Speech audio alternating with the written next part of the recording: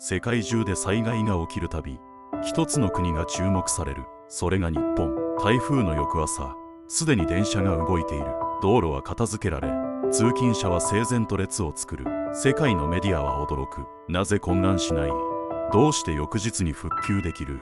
その答えは、日常に防災があるから。点検、整備、訓練、そして互いを思いやる文化。自然を敵にせず、共に生きる。それが、1000年の間日本が守ってきた生き方。嵐の後、静けさを取り戻す速さこそ、この国の強さです。